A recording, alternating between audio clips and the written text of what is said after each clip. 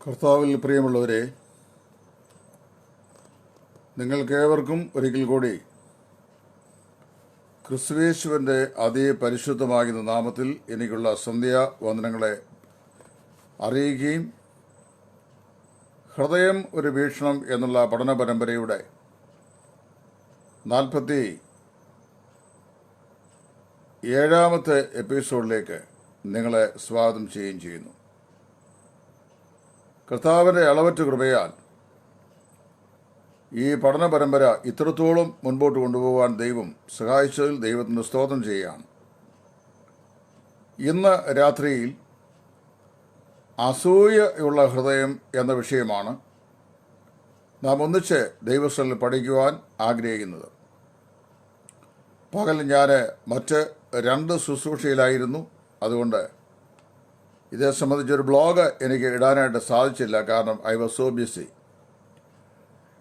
അസൂയ ഉള്ള ഹൃദയം, പത്രോസിൻ്റെ 1-ാം ലേഖനം 2-ാം അധ്യായത്തിൻ്റെ 1-2 വാക്യങ്ങൾ നാം ഇങ്ങനെ വായിക്കുന്നു: ആകയാൽ സകല ദുഷ്ടതയും എല്ലാ ചതിവും വ്യാജഭാവവും അസൂയയും എല്ലാ നുണയും നീക്കിക്കളഞ്ഞ് ഇപ്പോൾ ജനിച്ച ശിശുക്കളെ പോലെ രക്ഷയ്ക്കായി വളരുവാൻ വചനം എന്ന മായമില്ലാത്ത പാൽ കുടിപ്പാൻ വാഞ്ചിപ്പിൻ. ഇതിനോട് ചേർന്ന് സഭാപ്രസംഗങ്ങളുടെ പുസ്തകം 4-ാം അധ്യായത്തിൻ്റെ 4-ാം വാക്യോടെ ഞാൻ വായിക്കട്ടെ. അവിടെ ജ്ഞാനിയായ ശലോമോൻ പറയുന്നു: സകല പ്രയത്നവും സാമർഥ്യമുള്ള പ്രവൃത്തിയൊക്കെയും ഒരുവന് മറ്റുള്ളവനോടുള്ള അസൂയയിൽ നിന്ന് ഉളവാകുന്നു. അതായത് ഒരുത്തനെ പ്രവർത്തന നിരതനാക്കുന്ന അസൂയയാണെന്നാണ് ശലോമോൻ ഈ സഭാപ്രസംഗങ്ങളുടെ പുസ്തകം 4:4 പറയുന്നത്. അതുകൊണ്ട് അസൂയ ഒരു പരിധിവരെ ആവശ്യമാണെങ്കിലും അസൂയയില്ലെങ്കിൽ മനുഷ്യൻ മടിയന്മാരും അതുപോലെ തന്നെ അലസന്മാരും ആകുമെന്നും ഒരു ഭാഗത്ത് പറയുന്നു, മറുഭാഗത്ത് അസൂയയെ ഒരു പാപം എന്നുമാണ് അപ്പോസ്തലൻ പറയുന്നത്. അപ്പോസ്തലനായ പൗലോസ് തൻ്റെ സ്വജാതിക്കാരായ ഇസ്രയേൽ മക്കളെ വല്ലവിധേനയും അവരെ ക്രൂശിങ്കിലേക്ക് ആകർഷിപ്പിച്ചത് രക്ഷയുടെ സന്ദേശം അവർ ഉൾക്കൊള്ളുവാൻ അവരെ യോഗ്യരാക്കി തീർക്കേണ്ടതിന്. പൗലോസ് പറയാണ്: ജഡപ്രകാരം എൻ്റെ സഹോദരന്മാരായ ഇവർക്ക് വല്ലവിധേനയും സ്പർദ്ധ ജനിപ്പിക്കണം എന്ന് എനിക്ക് തോന്നിയിട്ട് എന്നാണ് അദ്ദേഹം പറയുന്നത്. റോമാലേഖനം 10-ാം അധ്യായം. സ്പർദ്ധ, അതായത് അസൂയ എന്ന് പറയുന്നത് ആളുകളെ പ്രവർത്തന നിരതരാക്കുവാൻ സഹായകമായിരിക്കുന്ന ഒരു ഘടകമായി പറയുമ്പോൾ തന്നെ വേദപുസ്തകത്തിൽ അസൂയയെ പറയുന്നത് പാപം എന്നാണ്. അതായത് പലവിധമായ പാപങ്ങളിൽ ലിസ്റ്റിൽപ്പെട്ട ഒരു പാപമാണ് അസൂയ എന്ന് പറയുന്നത്. അസൂയയെ സംബന്ധിച്ച് നമ്മുടെ നാട്ടിലൊരു ചൊല്ലുണ്ട്: അസൂയ അസ്ഥികൾക്ക് ദ്രവത്വമെന്ന്. അത് ശരിയാണ്. അസൂയയെ സംബന്ധിച്ച് മഹാനായ കുമാരനാശാൻ അദ്ദേഹത്തിൻ്റെ ഒരു ശ്ലോകത്തിൽ പറഞ്ഞിട്ടുള്ള വാക്കുകൾ ഈ സമയത്ത് എൻ്റെ ഓർമ്മയിൽ ഓടിയെത്തുന്നു.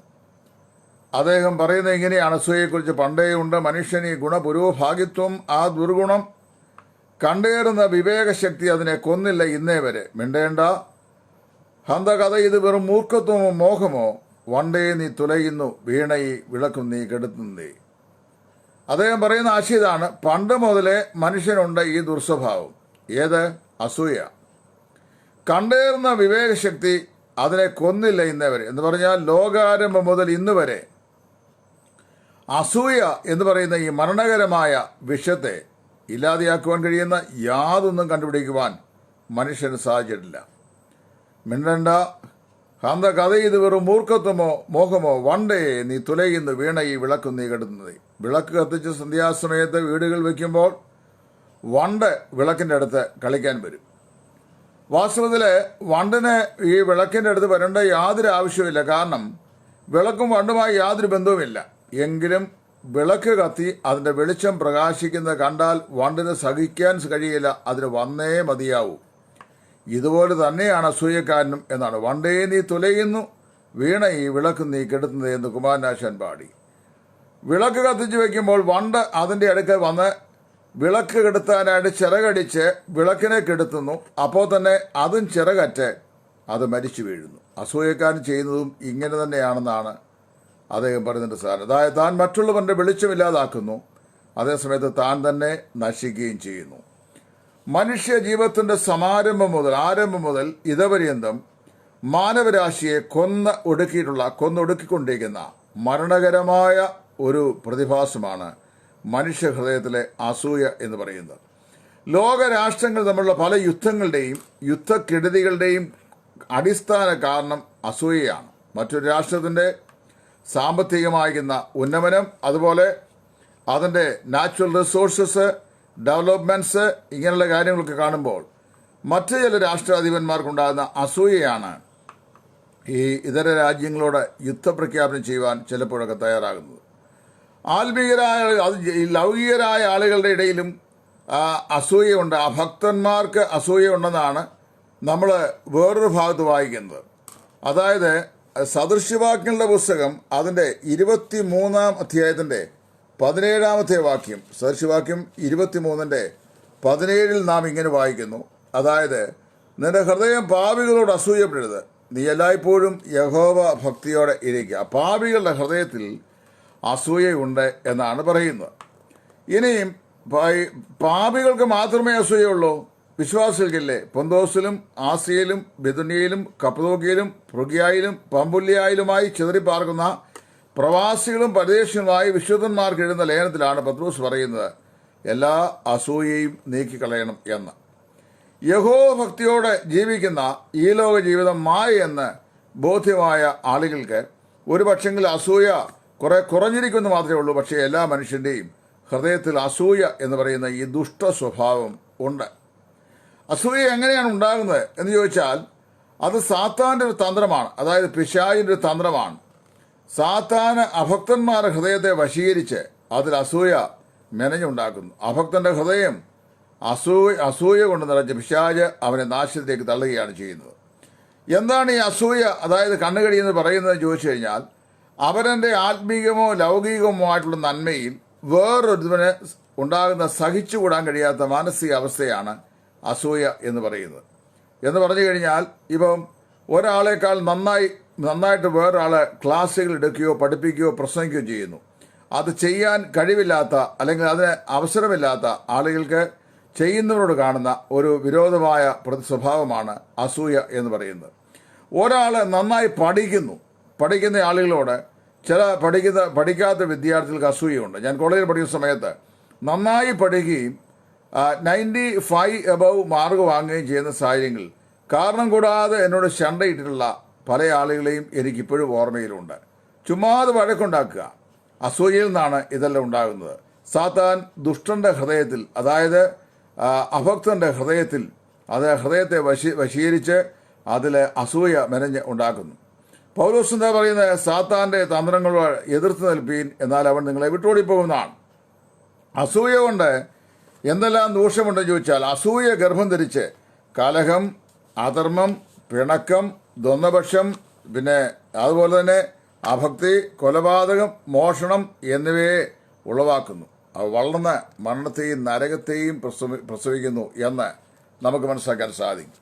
വിശുദ്ധ വേദപുസ്തകം പഠിക്കുമ്പോൾ നമ്മൾ മനസ്സിലാക്കാൻ കഴിയുന്ന ഒരു വിഷയം, ഈ അസൂയക്കാരായ ആളുകൾ നിരവധി ആളുകളുടെ ചരിത്രം വിശുദ്ധ വേദപുസ്തകത്തിലുണ്ട്. അതിൽ 1-2 ആളുകളുടെ പേര് മാത്രമേ ഇന്ന് രാത്രി അസൂയയുള്ള ബന്ധത്തിൽ പറയാൻ ഞാൻ ആഗ്രഹിക്കുന്നുള്ളൂ. ആദ്യമായി നമ്മൾ വായിക്കുന്നത് അസൂയയ്ക്ക് ഒരു ദൃഷ്ടാന്തമാണ്. ഗോത്രപിതാക്കന്മാരായ 10 സഹോദരന്മാർക്ക് യോസേഫ് എന്ന് പറയുന്ന അവരുടെ ഇളയ സഹോദരനോട് തോന്നിയ മനോഭാവം. ആ മനോഭാവത്തിന്റെ കാരണം പറയുന്നുണ്ട്. യോസേഫ് യാക്കോബിന്റെ വാർദ്ധക്യത്തിലെ മകനും ആകിയാലും അവന്റെ വത്സല പുത്രനാകിയാലും അവനെ വളരെയധികം സ്നേഹിച്ചു. മറ്റുള്ള 10 ആളുകൾക്കും കൊടുക്കാത്ത ഒരു നിലയങ്കി അവന് ഉണ്ടാക്കി കൊടുത്തിരുന്നു എന്ന് വായിക്കുന്നു. ഈ നിലയങ്കി യോസേഫിന്റെ സഹോദരന്മാർക്ക് യോസേഫിനോട് വലിയ കണ്ണുകടി ഉണ്ടാകുവാൻ കാരണമായി തീർന്നു. അതായത് 12 മക്കളുള്ള ഈ യോസേഫ്, ദീന ഉൾപ്പെടെ 13 പേരുണ്ട്. ഈ 12 മക്കൾ, അതിൽ ബെന്യാമീൻ പിന്നെ ഉണ്ടായ മകനാണ്. എന്നാൽ യോസേപ്പ് ഇളയ മകനായതുകൊണ്ട് യോസേപ്പിനോട് അവനെ വളരെ കോമളരൂപിയുമായിരുന്നു. യോസേപ്പിനോട് പ്രത്യേകമായൊരു വാത്സല്യം പിതാവിനുണ്ടായിരുന്നു. ആ പ്രത്യേകമായ വാത്സല്യം നിമിത്തം അവന് മറ്റുള്ള ആ 10 പേർക്കും ഇല്ലായിരുന്ന ഒരു നിലയങ്കി ഉണ്ടാക്കി യാക്കോബ് അവന് കൊടുത്തിരുന്നു. ഈ നിലയങ്കി യോസേപ്പിന്റെ സഹോദരന്മാർക്ക് അവനോട് വലിയ അസൂയ ഉണ്ടാകുവാൻ കാരണം ആയിത്തീർന്നു എന്നാണ് നമുക്ക് വായിക്കാൻ സാധിക്കുന്നത്. 3 പ്രത്യേക സംഭവങ്ങളാണ് യോസേപ്പിന്റെ സഹോദരന്മാർക്ക് യോസേപ്പിനോട് അസൂയ ഉണ്ടാകാൻ കാരണം. ഒന്ന്, ഈ അപ്പനുണ്ടാക്കി കൊടുത്ത നിലയങ്കി. ഇവിടെ ഞാനൊരു ആത്മീയ ഗുണപാഠം പറയാൻ ആഗ്രഹിക്കുകയാണ്. ഒരപ്പൻ 6 മക്കളോട് ചിന്തിക്കുക. ഈ 6 മക്കളിൽ 5 പേരോടും ഇല്ലാത്ത പ്രത്യേകമായൊരു മമത ഈ അപ്പനും അമ്മയും ഒരാളോട് കാണിച്ചു കഴിഞ്ഞാൽ ബാക്കി 5 പേർക്ക് സാധാരണയായി ഈ 6-അവനോട് ഒരു അസൂയ തോന്നാനുള്ള സ്വാഭാവികമായിരുന്ന പ്രകൃതം മനുഷ്യനുണ്ട്. അതുകൊണ്ട് മാതാപിതാക്കൾ ചെയ്യേണ്ട കാര്യം, മക്കളോട് ഒരു കാരണവശാലും വേറുകൃത്യം കാണിക്കരുത്. അതായത് ഏതെങ്കിലും മകനോടോ മകളോടോ വേറുകൃത്യം കാണിച്ചാൽ അത് കുഞ്ഞുങ്ങളുടെ ഹൃദയത്തിൽ ആളുകളോട് അസൂയ ഉണ്ടാകുവാനും അസൂയ നിമിത്തം ഇങ്ങനെ ചെയ്യുന്ന മാതാപിതാക്കളാണെങ്കിൽ അവരോട് പക തോന്നുവാനും അത് മുഖാന്തരമായി സംഭവിക്കും. യാക്കോബ് ഉണ്ടാക്കി കൊടുത്ത നിലയങ്കി വാസ്തവത്തിൽ മറ്റു സഹോദരന്മാർക്ക് യോസേപ്പിനോട് കടുത്ത അസൂയയ്ക്ക് കാരണമായി തീർന്നു. രണ്ടാമതായി നമ്മൾ വായിക്കുന്നത് ഈ നിലയങ്കി മാത്രമല്ല, യോസേപ്പ് കണ്ട 2 സ്വപ്നങ്ങളാണ്. ഒന്ന്, ഈ സൂര്യനും ചന്ദ്രനും നക്ഷത്രങ്ങളും യോസേപ്പിന്റെ നക്ഷത്രത്തെ വീണ് നമസ്കരിക്കുന്ന ഒരു സ്വപ്നം അവൻ കണ്ടു. സൂര്യനും ചന്ദ്രനും നക്ഷത്രം എന്ന് പറയുന്നത് എന്താണെന്ന് യോസേപ്പിന്റെ അമ്മ തന്നെയോട് പറഞ്ഞുണ്ട്. നീ എന്താണ് ഈ ഞങ്ങളോട് പറയുന്നത്? നീ ഞാനും നിന്റെ അപ്പനും നിന്റെ ഈ സഹോദരന്മാരും നിന്നെ നമസ്കരിക്കുമോ? അതുപോലെ തന്നെ അവർ വയലിൽ ഒന്നിച്ച് കൊയ്തുകൊണ്ടിരിക്കുകയായിരുന്നു. അപ്പോൾ യോസേപ്പിന്റെ കറ്റ എഴുന്നേറ്റ് നിന്നു. മറ്റുള്ള എല്ലാ കറ്റകളും യോസേപ്പിന്റെ കറ്റയെ നമസ്കരിച്ചു. ഇത് വരുംകാല ഭാവിയിൽ യാക്കോബിന്റെ മക്കൾ യോസേപ്പിനോട് ബന്ധം ചെയ്യാൻ പോകുന്ന പ്രവൃത്തി എന്താണ് എന്ന് ദൈവത്തിന്റെ പരിശുദ്ധാത്മാവ് 2 സ്വപ്നങ്ങളിലൂടെ യോസേപ്പിന് വെളിപ്പെടുത്ത കാര്യമാണ്. അപ്പോൾ അതുകൊണ്ട് ഈ 2 സ്വപ്നങ്ങളും ഈ നിലയങ്കിയുമാണ് യോസേപ്പിന്റെ മറ്റു മക്കൾ സഹോദരന്മാർക്ക് യോസേപ്പിനോട് കടുത്ത അസൂയ ഉണ്ടാകുവാൻ കാരണമായി ഭവിച്ചത്. ഇത് വളരെ ഗുരുതരമായ ഒരു സ്വഭാവമായി കാണു. അതുകൊണ്ടാണ് ശെഖേമിൽ കേവലം 17 വയസ്സ് മാത്രം പ്രായമുള്ള യോസേപ്പിനെ സഹോദരന്മാർ ക്ഷേമന്വേഷിക്കുവാൻ യാക്കോബ് ശെഖേമോളം പറഞ്ഞയച്ചിട്ട് അവൻ ദൂരവേ വരുന്നത് കണ്ട് ഈ സഹോദരന്മാർ പറഞ്ഞു, ഇതാ സ്വപ്നക്കാരൻ വരുന്നു, നാം അവനെ പിടിച്ചെന്ത് ചെയ്യുക, ഒരു കൊന്നുകളയുക എന്ന് അവർ ദുരാലോചന ചെയ്യുവാൻ കാരണമായി തീർന്നത് അവരുടെ ഹൃദയത്തിലെ അസൂയയാണ്. അപ്പോൾ ബൈബിൾ ചരിത്രത്തിൽ അസൂയയ്ക്ക് ഏറ്റവും ഉത്കൃഷ്ടമായിരിക്കുന്ന ഒരു ദൃഷ്ടാന്തമായിരിക്കുന്ന യാക്കോബിന്റെ 10 മക്കളാണ്. അവൻ പ്രാണഭയത്തിലായി പൊട്ടക്കിണറ്റിൽ ഇവനെ പിടിച്ചിട്ടിട്ട് ആ സഹോദരന്മാർ ഭക്ഷണത്തിനായിട്ടിരിക്കുമ്പോൾ ഈ ഇളയ സഹോദരൻ അവരെ പ്രാണഭയത്തിലായി അവരോട് കെഞ്ചിയിട്ടും അവർക്ക് അവനോട് മനസ്സലിവ് തോന്നിയില്ല എന്ന് വായിക്കുന്നു. അസൂയക്കാരന്റെ ഹൃദയത്തിലുണ്ടാകുന്ന രൂപഭാവമാണ്, അതായത് യാതൊരു മനസ്സലിവും തൻ്റെ സഹോദരനോട് തോന്നാതിരിക്കുക. ഇത് അസൂയക്കാരൻ ചെയ്യുന്ന ഒരു പ്രവൃത്തിയാണ്.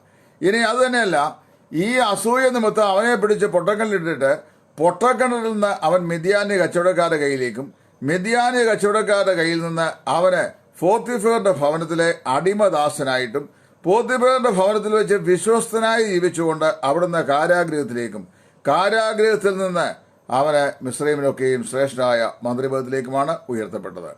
അവന്റെ ജീവിതത്തിന്റെ പ്രോസസ്സിംഗ് നമ്മൾ വായിച്ചു കഴിഞ്ഞാൽ തൻ്റെ യൗവനകാലത്തെ ജീവിതത്തിൽ അവൻ അനുഭവിക്കാൻ ഒരിക്കലും അർഹതയില്ലാത്ത എല്ലാ അനർത്ഥങ്ങളും എല്ലാ ഹൃദയവേദനകളും നഷ്ടങ്ങളും അവൻ സഹിക്കാൻ കാരണം അവൻ്റെ ഹൃദയത്തിലെ അസൂയയാണ്. ആത്മീയ ലോകത്തും ഇന്ന് അസൂയ കൊണ്ട് മറ്റുള്ള ആളുകളെ കഠിനമായി ഉപദ്രവിക്കുന്ന ആളുകളുണ്ട്. ഒരാൾക്ക് വളരെ വ്യക്തതയോടുകൂടെ ആത്മീയ ശുശ്രൂഷ ചെയ്യാൻ സാധിക്കുന്നു, അദ്ദേഹത്തിന്റെ ശുശ്രൂഷകളെ മറ്റൊരാൾ ശ്രദ്ധിക്കുന്നുണ്ട് കഴിഞ്ഞാൽ അസൂയുള്ള ശുശ്രൂഷകന്മാരുണ്ട്. അതുപോലെ മറ്റൊരാൾ പ്രയോജനകരമായ നിലയിൽ പ്രയോജനപ്പെട്ടു എന്ന് കണ്ടു കഴിഞ്ഞാൽ അവരെ അംഗീകരിക്കാൻ ഹൃദയത്തിൽ മനസ്സില്ലാതെ തകർത്ത് കളയാൻ ശ്രമിക്കുന്ന വിശ്വാസികളായ ജഡീകരായ അസൂയക്കാരുണ്ട്. ഈ അസൂയക്കാർ എല്ലാ കാലത്തും ആത്മീയ ലോകത്ത് ഉണ്ട് എന്നുള്ളതിന്റെ ഏറ്റവും വ്യക്തതയുള്ള തെളിവാണ് യോസേപ്പിനോട് തന്റെ സഹോദരന്മാർക്കുണ്ടായിരുന്ന അസൂയ. വാസ്തവത്തിൽ അവൻ അനുഭവിച്ച എല്ലാ വേദനകളുടെയും പിറകിൽ ഈ സഹോദരന്മാരുടെ അസൂയയായിരുന്നു. അതുകൊണ്ടാണ് പത്രോസ് പറയുന്നത്, ആകയാൽ സകല ദുഷ്ടതയും എല്ലാ ചതിവും വ്യാജഭാവവും അസൂയയും നീക്കളഞ്ഞ് ഇപ്പോൾ ജനിച്ച ശിശുക്കളെ പോലെ രക്ഷയ്ക്കായി വളരുവാൻ വചനം എന്ന മായമില്ലാത്ത പാൽ കുടിപ്പാൻ വാജിപ്പിൻ. അസൂയ ചില ആളുകൾ കൊണ്ടുവന്ന ഈ അസൂയ രണ്ട് നിലയിലാണ് ഞാൻ അത് വീക്ഷിച്ചിട്ടുള്ളത്. ഒന്ന്, ചിലർക്ക് അസൂയ വന്നു കഴിഞ്ഞു കഴിഞ്ഞാൽ നീറ്റുകക്കയുടെ അനുഭവമാണ് അവരുടെ ജീവിതത്തിലുള്ളത്. അതായത് നീറ്റുകക്കായ നിങ്ങൾക്കറിയാം, നീറ്റുകക്കായെ നമ്മൾ വാങ്ങിച്ചിട്ട് ആ നീറ്റുകക്ക തറയിലിട്ടിട്ട് അതിൻ്റെ മണ്ടയ്ക്ക് വെള്ളം ഒഴിച്ചു കൊടുത്തു കഴിഞ്ഞാൽ പെട്ടെന്ന് അതിനകത്ത് കെമിക്കലായിട്ടുള്ള പ്രോസസ്സിങ് നടക്കുകയും ഈ കെമിക്കൽ പ്രോസസ്സിങ്ങിൽ കൂടെ അത് കുമ്മായമായി മാറുകയും ചെയ്യും. അതായത് പെട്ടെന്ന് നീറി അത് കുമ്മായമായി മാറുകയും ചെയ്യും. കുമ്മായം നീറ്റുകക്കായിൽ നിന്നുണ്ടാകും. നമ്മൾ വേറെ ഒന്നും ചെയ്യേണ്ട. നീറ്റുകക്ക വാങ്ങി നിലത്തോട് കൂട്ടിയിട്ട ശേഷം കുറേ വെള്ളം കോരി ഒഴിച്ചാൽ മതി.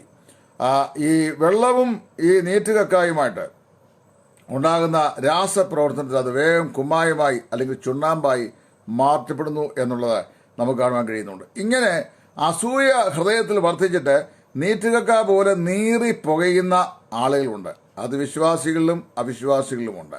ഇത് ഒന്നാമത്തെ കൂട്ടർ. രണ്ടാമത്തെ കൂട്ടരെ സംബന്ധിച്ച് പറഞ്ഞു കഴിഞ്ഞാൽ അവരെ നീറ്റുകക്ക പോലെ നീറുന്നവരല്ല, അവരങ്ങ് എക്സ്പ്ലോർ ചെയ്യുന്നവരാണ്. പെട്ടെന്ന് പൊട്ടിത്തെറിച്ച് കളയും. അതായത് ഹൃദയത്തിലെ അസൂയ അവർക്ക് അങ്ങോട്ട് സഹിക്കാൻ കഴിയുകയില്ല.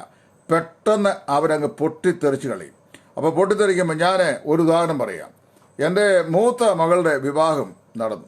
ഞങ്ങളെ കുഞ്ഞുങ്ങളുടെ വിവാഹം നടത്താൻ വേണ്ടി വിവാഹം നടന്നു എന്ന് പറയുമ്പോൾ അതിൻ്റെ പിറകിൽ വേറെ 2-3 കാര്യങ്ങളൊക്കെ പറയാനുണ്ട്. അസൂയ കൊണ്ട് 2-3 വിവാഹം മുടക്കിയ ആളുകളുമുണ്ട്. പക്ഷേ മുടക്കിയതിനെയൊക്കെ ഞാൻ ദൈവത്തിന് സ്തോത്രം പറഞ്ഞു. കാരണം അറിയാവോ, അത് നമുക്കുള്ളതല്ല.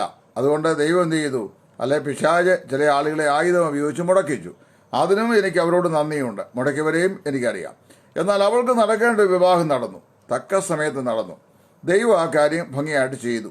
അങ്ങനെ ചെയ്തു കഴിഞ്ഞപ്പോൾ ഞാൻ ഈ വിവാഹശേഷം അങ്ങോട്ട് ഒരു സ്ഥലത്ത് ആത്മീയ സൂക്ഷിക്ക് ചെല്ലുമ്പോൾ ഒരു സഹോദരി എൻ്റെ നേരെ അങ്ങ് ബോംബ് പൊട്ടിത്തെറിച്ച പോലെ അങ്ങ് പൊട്ടിത്തെറിച്ചു. എന്നറിയാവോ പൊട്ടിത്തെറിച്ചതെന്ന് ചോദിച്ചാൽ, ഞങ്ങളുടെ മകളുടെ കല്യാണം നടക്കുന്നതിന് മുമ്പ് ബ്രദറിൻ്റെ വിവാഹം നടത്തി, മകളുടെ കല്യാണം നടത്തിയല്ലോ. അയ്യോ, ഞാൻ സ്വപ്നത്തിൽ പോലും ചിന്തിച്ച കാര്യമല്ല. എൻ്റെ മകളെക്കാൾ പ്രായം കുറഞ്ഞ എത്രയോ കുഞ്ഞുങ്ങളെ വിവാഹം കഴിപ്പിച്ചിട്ടുണ്ടാകും. എല്ലാ കുഞ്ഞുങ്ങളുടെയും വിവാഹം തക്ക സമയത്ത് നടക്കട്ടെ എന്നാണ് ഞാൻ ആഗ്രഹിക്കുന്നത്. ഞങ്ങളുടെ അയൽവക്കത്ത് ഒരു നിലയുള്ള വീട് വയ്ക്കുന്ന ആളുകളോട് ഞാൻ സാധാരണ പറയും, ഒരു നിലയും കൂടെ വെക്കണം. കാര്യം വെള്ളപ്പൊക്കമൊക്കെ ഉണ്ടായിക്കഴിഞ്ഞാൽ അതിനകത്ത് കയറി താമസിക്കാമല്ലോ. കാര്യം ഞങ്ങളുടെ ഇവിടെ താഴ്ന്ന സ്ഥലമാണ്, വെള്ളം കയറുന്ന സ്ഥലമാണ്. ഒരാൾ ഒരു നല്ല വാഹനം വാങ്ങിച്ചു കഴിഞ്ഞാൽ മെച്ചമായൊരു വാഹനം വാങ്ങിയ നല്ല കാര്യമാണ് എന്ന് പറഞ്ഞ് നമ്മൾ പ്രോത്സാഹിപ്പിക്കാറുണ്ട്. ഇത് ചില ആളുകളെ മറ്റുള്ളവർക്ക് ഒരു നന്മയുണ്ടാകുന്നത് കാണുമ്പോൾ, അത് ആത്മീയമാകട്ടെ, ലൗകികമാകട്ടെ, സാമ്പത്തികമാകട്ടെ, എന്ത് ഉണ്ടായാലും അപ്പോൾ തന്നെ പൊട്ടിത്തെറിക്കുന്ന ചില ആളുകളുണ്ട്. അപ്പോൾ 2 നിലയുള്ള അസൂയക്കാരാ ഉള്ളത്. ഒന്ന്, നീറ്റുകക്ക പോലെ പുകഞ്ഞ് നീറി തന്നെത്താൻ ചുണ്ണാമ്പായി പോകുന്ന ആളുകൾ. അതാണ് അസൂയ അസ്ഥികൾക്ക് ദ്രവത്വം എന്ന് പറയുന്നതിൻ്റെ ആശയം. അതായത് അസൂയക്കാരൻ തന്നെത്താൻ നീറി ചാകും. അവനെ സഹിക്കാൻ വയ്യ വേറെ ആളുടെ നന്മയെ കണ്ടിട്ട്. രണ്ടാമത്തവൻ എന്ത് ചെയ്യും, പൊട്ടിത്തെറിച്ച് കളയും. അവനെ ബാധിക്കുന്ന വിഷയമല്ലെങ്കിലും അവൻ പൊട്ടിത്തെറിച്ച് കളയും. യോസേഫിൻ്റെ സഹോദരന്മാർ ഇങ്ങനെ പൊട്ടിത്തെറിക്കുന്ന കൂട്ടത്തിലുള്ളവരായിരുന്നു. അവർ അവനെ മിസ്രൈമിലേക്ക് വിറ്റ് കളഞ്ഞു എന്ന് നമ്മൾ വായിക്കുന്നു. രണ്ടാമത് നമ്മൾ വായിക്കുന്ന അസൂയക്കാർ ലിസ്റ്റിൽ വരുന്നത് വ്യക്തിയാണ് നമുക്ക് ഏറ്റവും വ്യക്തമായി പഠിക്കാൻ കഴിയുന്ന മറ്റൊരു കൂട്ടം ആളുകൾ. അതായത് വേറൊരു വ്യക്തി, ഇസ്രായേലിൻ്റെ രാജാവായ ശൗല്. ഇസ്രായേലിൻ്റെ രാജാവായ ശൗല് ഒരു ഷൈ ടൈപ്പ് മനുഷ്യനായിരുന്നു. അവനെ നമ്മൾ വായിക്കുമ്പോൾ ശമൂൽ അവനെ അഭിഷേകം ചെയ്യാൻ ചെല്ലുമ്പോൾ സമയത്ത് അവൻ സാമാന്യങ്ങളുടെ ഇടയിൽ ഒളിച്ചിരിക്കുകയായിരുന്നു. അതായത് താൻ വെളിപ്പെടാൻ പോലും ഒരു മനസ്സില്ലാതെ ഒരു ഷൈ ക്യാരക്ടറായിരുന്നു. എന്നാൽ അവൻ എന്തെന്നറിയാവോ, അവൻ ഇസ്രായേലിൻ്റെ രാജാവായി കഴിഞ്ഞ് നടന്ന ഒരു പ്രധാനപ്പെട്ട സംഭവം ശമൂലിൻ്റെ പുസ്തകത്തിൽ രേഖപ്പെടുത്തിയിട്ടുണ്ട്. അതായത് ഫിലിസ്തീയ മലനായ ഗോലിയാത്ത് ഇസ്രായേൽ നിരകളെ വെല്ലുവിളിച്ചിട്ട് അവരെ യുദ്ധം ചെയ്യാനായിട്ട് ആഹ്വാനം ചെയ്തു. അവൻ്റെ വെല്ലുവിളി ഇങ്ങനെയാണ്: നിങ്ങൾ എന്ത് ചെയ്യണം, ഞങ്ങളോട് യുദ്ധം ചെയ്ത് ഞങ്ങളെ ജയിക്കണം, എങ്കിൽ ഞങ്ങൾ നിങ്ങൾക്ക് അടിമകളായി തീരും. അതല്ലെങ്കിൽ എന്ത് ചെയ്യണം, ഞങ്ങൾ നിങ്ങളെ ജയിച്ചാൽ നിങ്ങൾ ഞങ്ങൾക്ക് അടിമകളാകും. അവൻ രാവും പകലും ഇസ്രായേലിനെ വെല്ലുവിളിച്ചുകൊണ്ടിരിക്കുക. ശൗൽ ഇസ്രായേലിന്റെ രാജാവായി അഭിഷേകം ചെയ്യപ്പെടുകയാണെങ്കിലും അഭിഷേകത്തിന്റെ ശക്തി ആദ്യം മുതലേ ഇല്ലാത്തവനായിരുന്നു. കാരണം ചോദിച്ചാൽ അസൂയക്കാരനായിരുന്നു. അങ്ങനെ അവനേതായാലും പേടിച്ച് തോറ്റ് വിറച്ചു നിൽക്കുന്ന സമയത്താണ് ബാലകനായിരിക്കുന്ന ആട്ടിടയനായിരിക്കുന്ന ദാവീദ് ഈ യുദ്ധവസ്ത്രങ്ങളില്ലാതെ, കുന്തമില്ലാതെ, വേലില്ലാതെ, വാളില്ലാതെ ഈ ഫെലിസ്തീമനായ ഗോലിയാത്തിനെ എതിർപ്പെടുന്നത്. തോട്ടിൽ നിന്ന് എടുത്ത മിനുസമുള്ള 5 കല്ലും തൻ്റെ കയ്യിലിരിക്കുന്ന ഒരു തെറ്റാലിയും കൊണ്ട് ഒരു മല്ലന് നേരെ പാഞ്ഞെടുക്കുമ്പോൾ അവൻ പറഞ്ഞു, അവനെ പരിഹസിച്ചു, നീ ഒരു പക്ഷിയുടെ നേരെ എന്ന പോലെ എൻ്റെ നേരെ ഈ കല്ലും വില്ല് ഈ അടിവില്ലുമായി വരുന്നു, അതായത് തെറ്റാലിയുമായി വരുന്നു. ഞാൻ നിന്നെ ഇന്ന് ആകാശത്തിലെ പറവകൾക്ക് കാട്ടിലെ മൃഗങ്ങൾക്ക് ആഹാരമാക്കി തീർക്കുമെന്ന് പറഞ്ഞ് ഈ മല്ലൻ 6 വിരലുകൾ കയ്യിലും കാലിലുമുള്ള 6 മുഴവും 1 ചാണും നീളവുമുള്ള അമാനുഷ്യനായ മനുഷ്യൻ ദാവീദിനെ പരിഹസിക്കുന്ന രംഗം നമ്മൾ വായിക്കുന്നുണ്ട്. എന്നാൽ നമ്മൾ വായിക്കുന്നു, ഈ മല്ലൻ അവനെ യാതൊരു നിലയിലും യുദ്ധത്തിൽ വെട്ടി വീഴ്ത്തപ്പെടാൻ കഴിയാവുന്ന ശരീരം മുഴുവൻ താമ്ര ചട്ടകളാൽ താമ്ര കവചങ്ങളാൽ പൊതിഞ്ഞിരിക്കുകയായിരുന്നു. പക്ഷേ തക്ക സമയത്ത് ദൈവത്തിന്റെ ന്യായവിധി അവന്റെ മേൽ വരേണ്ടതിന് അവന് പോലും അറിയാൻ വയ്യാത്തൊരു ചെറിയ സ്ഥലം അവന്റെ തിരുനെറ്റിൽ ഒളിഞ്ഞു കിടന്നു. ഒരു കല്ല് പതിക്കാൻ വേണ്ടി മാത്രമുള്ള സ്ഥലം, അത് കൊച്ചൊരു കല്ല്. ആ സ്ഥലം ദാവീദ് കണ്ടുപിടിച്ചു, ഉന്നം വെച്ച് അവിടോട്ട് ചെയ്തു, മല്ലൻ മറിഞ്ഞു വീണു എന്നാണ് നമ്മൾ വായിക്കുന്നത്. ഈ സംഭവം ഉണ്ടായ ശേഷം അവിടെ നമ്മൾ വായിക്കുന്ന ഏറ്റവും പ്രധാനപ്പെട്ട വിഷയം, ഇസ്രായേലിലെ സ്ത്രീകളെല്ലാം കൂടെ ഒന്നിച്ചുകൂടി. ആ സ്ത്രീകളെല്ലാം കൂടെ ഒന്നിച്ചു കൂടിയിട്ട് അവരെല്ലാം കൂടെ ഗാനപ്രതിഗാനമായി പാടി. എന്നറിയാവോ, ശൗൽ 1000 കൊന്നു, ദാവീദോ 10,000. ശൗൽ 1000 കൊന്നു, ദാവീദോ 10,000. 1 ശമൂവേലിന്റെ പുസ്തകം 8-ാം അധ്യായം.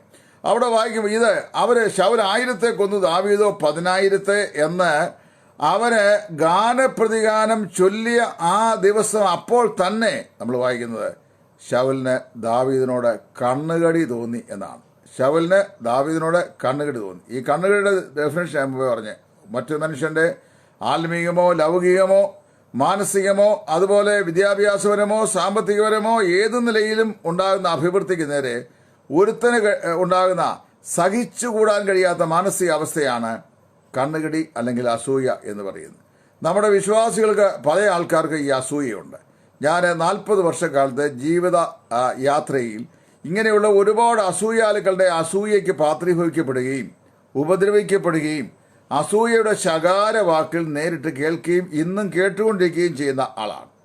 ഒരിക്കൽ ഞാൻ എൻ്റെ എൻഫീൽഡ് ബുള്ളറ്റിൽ, ഇപ്പം എനിക്കതില്ല, എനിക്ക് സെർവിക്കൽ പ്രോബ്ലം ആയതുകൊണ്ട് അതെനിക്ക് ഓടിക്കാൻ വയ്യാതായിട്ട് ഞാനിപ്പോൾ ഒരു 7 വർഷമായി ഡിസ്പോസ് ചെയ്തിട്ട്, ഞാൻ എൻ്റെ എൻഫീൽഡ് ബുള്ളറ്റിൽ ഇങ്ങനെ യാത്ര ചെയ്യുമ്പോൾ ഒരു സഹോദരനെ കണ്ടു. എന്നിട്ട് അദ്ദേഹത്തിന് അങ്ങ് സഹിക്കാൻ വയ്യ.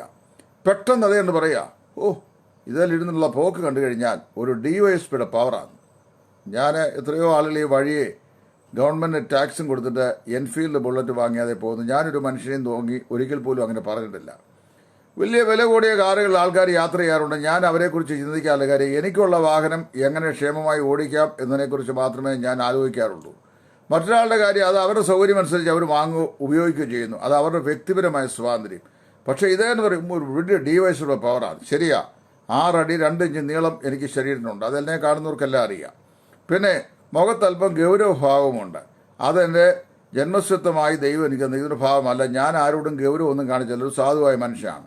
ഒരു പൊങ്ങച്ചവും കാണിക്കാറില്ല. എന്നോട് പേഴ്സണലി ഇടപെട്ടുള്ള 100 കണക്കിന് ആൾക്കാർ, ബ്രദറെ, ഞാൻ നേരിട്ട് കണ്ട ആളുമായി സംസാരിച്ചപ്പോഴാണ് ഇത്രയും ആള് സിമ്പിളാണല്ലോ എന്ന് മനസ്സിലായിട്ടുള്ളത്. ഞങ്ങൾക്കൊക്കെ ഒരു ചിന്തയുണ്ടായിരുന്നു, ബ്രദർ വലിയ ഹെഡ് വെയിറ്റ് ഉള്ള ആണെന്ന്. എന്നെക്കുറിച്ച് അങ്ങനെ പറഞ്ഞു വരുന്നുണ്ട്, ഹെഡ് വെയിറ്റ് ഉണ്ടെന്ന്. എനിക്കെന്താണെന്ന് ആ സാധനം ഇതുവരെയും മനസ്സിലായിട്ടുമില്ല. അപ്പോൾ ഇങ്ങനെ പറയാറുണ്ട്. എന്നാൽ ഇവിടെ ഞാൻ ഈ പറഞ്ഞത് ഓരോ ആളുകൾക്കും ജന്മസിദ്ധമായി ഓരോ അപ്പിയറൻസ് ദൈവം കൊടുത്തിട്ടുണ്ട്. അപ്പോൾ ജന്മസിദ്ധം പറഞ്ഞാൽ എൻ്റെ പിതൃഭവനത്തിൽ എൻ്റെ പിതാക്കന്മാർ, ഞങ്ങളുടെ അപ്പന് 3 മക്കളാണ്. ഞങ്ങളെ 3 പേരെ കണ്ടാലും നല്ല ആളത്വമുള്ള ആളുകളാണ്. അപ്പോൾ ആളത്വമുള്ള ആളുകൾ ഞങ്ങൾ എല്ലാവർക്കും 6 അടി 1 ഇഞ്ച് 6 അടി 2 ഇഞ്ച് നീളമുണ്ട്.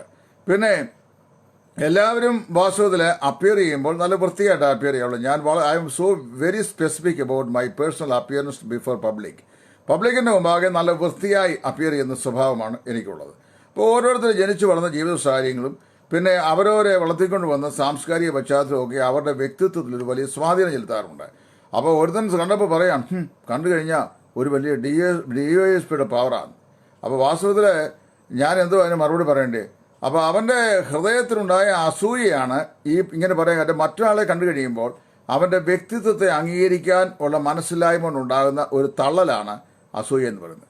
വേറെ ചില ആളുകൾ, ഇപ്പോൾ ഒരിക്കലും ഒരാളിനോട് പറഞ്ഞു, നമ്മുടെ ഒരു സഹോദരനെ കുറിച്ച്, വേറെ ഈ അവിശ്വാസികൾ കൊണ്ട് ഞാൻ അങ്ങനെ സംസാരിക്കില്ല. ഒരു സഹോദരൻ പറഞ്ഞു, അത് ഇത്ര വർഷം ഗൾഫിലായിരുന്നു, കോടിക്കണക്കിന് രൂപ കയ്യിലുണ്ട് എന്ന് പറഞ്ഞു.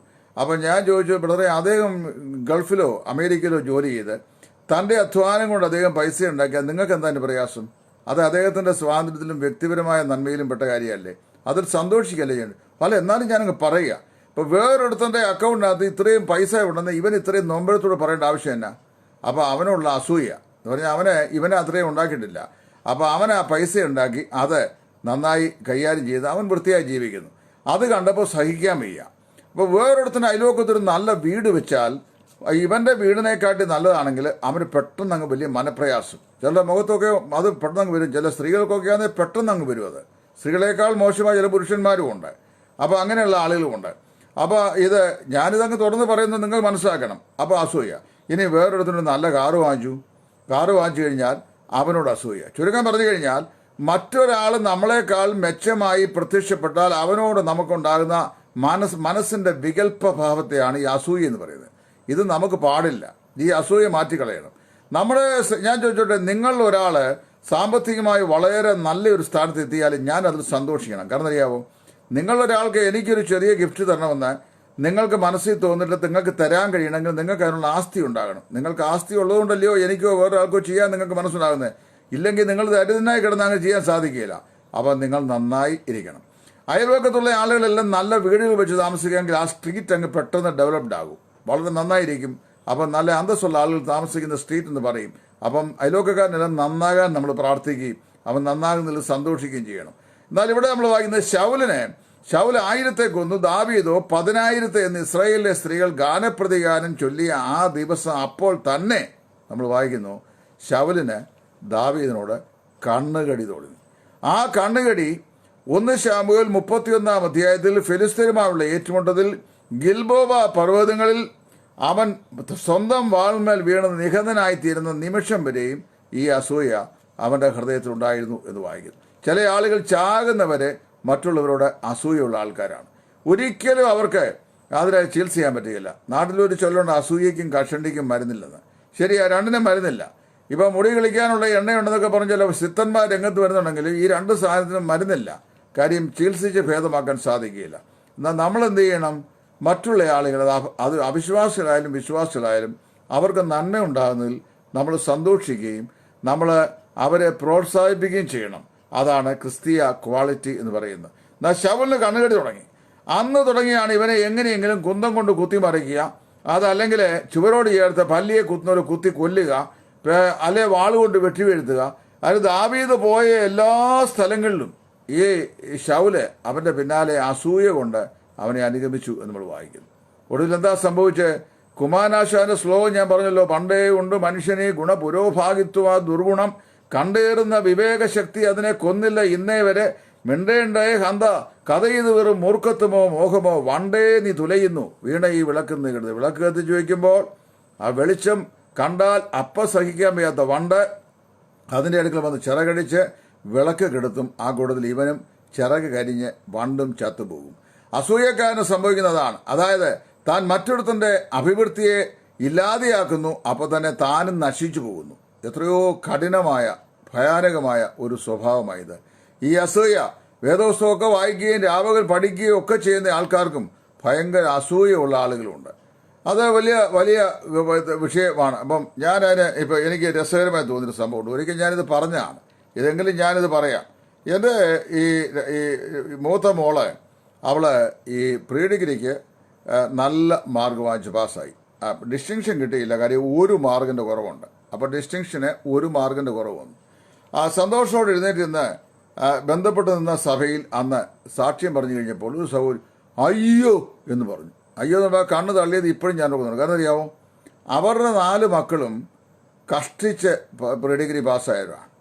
എന്നാൽ ആ സുവിശേഷപരക്കാരൻ്റെ മകള് ഡിസ്റ്റിങ്ഷനോടൊത്തൊരു മാർക്ക് കിട്ടിയെന്ന് പറയുമ്പോൾ അത് സഹിക്കാൻ വലിയ പ്രയാസം. എന്നാൽ എൻ്റെ ക്വാളിറ്റി നേരെ തിരിച്ചാണ്. ഞാൻ ഇടപെടുന്ന ഏത് മനുഷ്യൻ്റെയും കുഞ്ഞുങ്ങൾ വിദ്യാഭ്യാസ രംഗത്ത് നല്ല മാർക്ക് വാങ്ങിക്കുന്നു, അവർ പ്രൊസീഡ് എന്ന് പറഞ്ഞാൽ ഞാൻ അവരെ മാക്സിമം പ്രോത്സാഹിപ്പിക്കും. അറിയാമോ, വിദ്യാഭ്യാസം കൊണ്ട് ഈ ലോകം വികസിതമാകുകയുള്ളൂ. നമ്മുടെ കുഞ്ഞുങ്ങൾ നല്ല മറ്റുള്ള കുഞ്ഞുങ്ങളാണെങ്കിലും പഠിക്കാൻ കഴിയുന്ന കുഞ്ഞുങ്ങളാണെങ്കിലും അവരെ മാക്സിമം നന്നായി നമ്മൾ എന്ത് ചെയ്യണം? പഠിപ്പിക്കണം. ഞാനിവിടെ എല്ലാ അവധിക്കാലത്തും, അതായത് മാർച്ചിൽ സ്കൂൾ അടച്ചു കഴിയുമ്പോൾ മാർച്ച്, ഏപ്രിൽ, മെയ് 3 മാസം എൻ്റെ വീട്ടിൽ വെച്ച് 10ാം ക്ലാസ്സിലും 12ാം ക്ലാസ്സിലും പഠിക്കുന്ന നിർധനരായ ചില കുഞ്ഞുങ്ങൾക്ക് നയാ പൈസ വാങ്ങാതെ ഞാൻ ഇംഗ്ലീഷിൻ്റെ ഗ്രാമർ ട്യൂഷൻ പഠിപ്പിക്കുമായിരുന്നു 3 മാസം. അപ്പോൾ 3 മാസം കൊണ്ട് ഞാൻ അവരെ റന്നാൻ മാർട്ടിൻ ബൈഹാർട്ടാക്കി വിടും. റന്നാൻ മാർട്ടിൻ ബൈഹാർട്ടാക്കി വിട്ട് കഴിഞ്ഞാൽ ബേസിക് ഗ്രാമർ ഇംഗ്ലീഷിനെ കിട്ടിക്കഴിയും. പിന്നെ അവർ എവിടെ പോയാലും ബാക്കി അഡ്വാൻസ് ഗ്രാമർ പഠിക്കുകയും ഭാഷയിൽ നൈപുണ്യത ഉണ്ടാവുകയും ചെയ്യും. 10 പൈസ ഞാനിത് വാങ്ങിച്ചില്ല. പൈസ ബാൻഡാജിൻ്റെ ചില കുഞ്ഞുങ്ങൾ പഠിക്കാൻ താല്പര്യമുള്ളവർ അവർ പഠിക്കട്ടെ. കാര്യം നല്ലൊരു ബേസ് പല സ്കൂളുകളിലും കിട്ടുകയില്ല. കാര്യം 50 വിദ്യാർത്ഥികൾ ക്ലാസ്സിലിരിക്കുമ്പോൾ കയ്യുകൊള്ളവൻ കാര്യക്കാരൻ മിടുക്കുള്ളവൻ പഠിച്ചു പോകും. എന്നാൽ എല്ലാ കുഞ്ഞുങ്ങളുടെ IQ ഒരുപോലല്ല. അപ്പം ഞാൻ സെലക്ട് ചെയ്ത് എൻ്റെ വീട്ടിലെടുത്ത് ഇവരെ പഠിപ്പിക്കുമായിരുന്നു. ഇപ്പോഴും ഞാൻ പഠിപ്പിക്കാറുണ്ട് ഇത് ഈ പറയപ്പെട്ട മാസങ്ങളിൽ. കാരണം അറിയാമോ, അത് ഒരു നന്മയാണ്. മറ്റുള്ള കുഞ്ഞുങ്ങൾ പഠിക്കട്ടെ, പഠിച്ച് നന്നായി അവർ രംഗത്ത് വരട്ടെ. ഇപ്പോൾ വിദ്യാഭ്യാസത്തിൽ അവർ പ്രബുദ്ധരുണ്ടായിത്തീരട്ടെ, അവർ നല്ല വീടുകൾ വാങ്ങട്ടെ, നല്ല ജോലിയിൽ പ്രവേശിക്കട്ടെ, നല്ല വൈവാഹിക ബന്ധങ്ങൾ അവർക്കുണ്ടാകട്ടെ, അവർ സന്തോഷമായി ജീവിക്കട്ടെ, സമൂഹത്തിൽ അവർ അസറ്റായിത്തീരട്ടെ. ഇങ്ങനെ നന്മ എപ്പോഴും മറ്റുള്ളവരെ കാണാൻ കഴിയുന്ന ഒരു വിശാലത നമ്മുടെ ഹൃദയത്തിന് ഉണ്ടാവണം. എന്നാൽ പല ആൾക്ക് അതില്ല. ഞാൻ മുമ്പേ പറഞ്ഞല്ലോ ദൃഷ്ടാന്തം, അസൂയയ്ക്ക് 2 വശങ്ങളാവുള്ളൂ. ഒന്ന്, അത് നീറ്റുകക്ക പോലെ വെന്ത് നീറി ചങ്ക് പറഞ്ഞു പോകുന്നു. മറ്റേത് ബോംബ് പോലെ പൊട്ടി മറ്റുള്ളവരെ നശിപ്പിക്കുന്നു. ഇത് രണ്ടും തെറ്റാണ്. അതിൽ ഈ യോസേഫിൻ്റെ സഹോദരന്മാർ വാസ്തവത്തിൽ നീറ്റുകക്ക പോലെ നീർന്നവരായിരുന്നെങ്കിൽ ശൗല് ബോംബ് പോലെ പൊട്ടുന്നവനായിരുന്നു. ഇതാണ് ഇവരുടെ വ്യത്യാസം. യോസേഫിൻ്റെ സഹോദരന്മാർക്ക് ഈ നിലയങ്കിയും അവൻ കണ്ട സ്വപ്നവും മനസ്സിൽ വെച്ചുകൊണ്ട് അവരത് പുറത്ത് പറയാതെ, നിന്നെ ഈ സ്വപ്നം നിമിത്തമാണ് ഞങ്ങൾ വിൽക്കുന്നതെന്ന് പറഞ്ഞില്ല, പിന്നെ ശരിയാക്കി കൊടുത്തേക്കാം എന്ന് പറഞ്ഞാൽ വിറ്റത്. സ്വന്തം സഹോദരനെ അസൂയ അവർ നീറ്റുകക്ക പോലെ. അതിൻ്റെ ആ നീറ്റുകക്കയുടെ അനുഭവം ഒടുവിൽ നമ്മൾ വായിക്കുന്നുണ്ട്. ധാന്യം അന്വേഷിച്ച് മിസ്രൈമിൽ ചെന്നപ്പോൾ രൂബേൻ തുടങ്ങി ബെന്യാമീൻ വരെയുള്ള, യോസേഫ് കണ്ടില്ലാത്ത ഇളയ സഹോദരൻ ബെന്യാമീൻ വരെയുള്ള 11 പേരെയും പ്രായം അനുസരിച്ച് ഭക്ഷണമേശയ്ക്ക് ചുറ്റും ഇവരെ ഇരുത്തിയ ശേഷം നമ്മൾ വായിക്കുന്നു, അവിടെ യോസേഫ് ഇവരെ ഓരോരുത്തരെയും പ്രായം അനുസരിച്ച് ഇരുത്തുമ്പോൾ തന്നെ ഇവർ അന്യോന്യം മുഖത്ത് നോക്കുന്നുണ്ടെന്നാണ് എൻ്റെ ചിന്താഗതി. നമ്മുടെ ഇന്നത്തെ ഏറ്റവും നല്ല പിക്സ് ലെൻസുള്ള ക്യാമറ കയ്യിലുണ്ടായിരുന്നെങ്കിൽ ഇവരുടെ ഫോട്ടോ അന്ന് എടുത്താൽ ഇവരുടെ മോന്ത എങ്ങനെ ഇരിക്കുമെന്നോ കാണാമായിരുന്നു. ഭക്ഷണമേശയിൽ ഓരോരുത്തരെയും അവരവരുടെ പ്രായം അനുസരിച്ച് ഇരുത്തുമ്പോൾ തന്നെ ഇവർ നോക്കി ഇതെന്നാ ഈ സംഭവം. അപ്പോഴൊന്നും അവർക്ക് യോസേഫിനെ തിരിച്ചറിയാൻ കഴിയുന്നില്ല. ഇവൻ നമ്മുടെ പ്രായം അനുസരിച്ചാണല്ലോ ഒക്കെ ഇരുന്നത്. ഇനി ആരെങ്കിലും ഒരാൾ ഈ ഇരിപ്പിടം മാറി, രൂബേൻ, ശിമിയോൻ, ലേവി, യഹൂദ, ദാൻ, നഫ്താലി, ഇങ്ങനെ പോകുന്ന ഓർഡർ. അപ്പോൾ ആരെങ്കിലും മാറി യോസേഫ് എന്നില്ല, നഫ്താലി ഇവിടെ ഇരുന്നാട്ടെ, രൂബേൻ വെച്ചാൻ അവിടെ ഇരുന്നാട്ടെ എന്ന് പറഞ്ഞ് ഓരോരുത്തരും പിടിച്ചിരുത്തുകയാണ്. അപ്പോൾ ഇവരെ ചിന്തിക്കുന്നുണ്ട്, അയ്യോ ഇതെന്താ ഇങ്ങനെ, ഇതെന്തായി സംഭവം എന്ന് അന്യോന്യം നോക്കുന്നുണ്ട്. അപ്പോൾ ഇങ്ങനെ ഇതെല്ലാം ഇരുന്ന ശേഷം നമ്മൾ വായിക്കുന്നു, യോസേഫ് തന്നെത്താൻ അടക്കാൻ കഴിയാതെ അവൻ അകത്ത് കയറി കഥ കടച്ച് കരഞ്ഞു തൻ്റെ സഹോദരന്മാരുടെ മുമ്പാകെ. എന്നിട്ട് യോസേഫ് മുഖമൊക്കെ തിവർത്തി കണ്ണുനീർ തുടച്ചിട്ട് മുമ്പോട്ട് വന്ന് ഇവർ ഭക്ഷണം കഴിച്ചുകൊണ്ടിരിക്കുക. മിസ്രൈമിലെ ഏറ്റവും ശ്രേഷ്ഠമായ ഭോജനമുണ്ടാക്കി മേശപ്പുറത്ത് യോസേഫിൻ്റെ വീട്ടിൽ വെച്ചുകൂടെ. യോസേഫിൽ മിസ്രൈമിലൊക്കെയും ശ്രേഷ്ഠനായ മന്ത്രി വസതിയിൽ വെച്ച് ഇവർക്ക് ആഹാരം കൊടുത്തുകൊണ്ട് അവർ ആഹാരം കഴിച്ചുകൊണ്ടിരിക്കുക. അങ്ങനെ യോസേഫ് തൻ്റെ സഹോദരന്മാർക്ക് വന്നിട്ട് പറഞ്ഞു, നിങ്ങൾ 13 സംവത്സരങ്ങൾക്ക് മുമ്പ് മിസ്രൈമിലേക്ക് വിറ്റുകളഞ്ഞ നിങ്ങളുടെ സഹോദരൻ യോസേഫ് ആകുന്നു ഞാൻ. ഇത്രയും മാത്രമേ പറഞ്ഞുള്ളൂ. പിന്നെ ഇവരുടെ തൊണ്ടയ്ക്ക് വന്ന ആഹാരം എങ്ങനെ ഇറങ്ങിയെന്ന് എനിക്കറിയാൻ വയ്യ. കഥയാവും.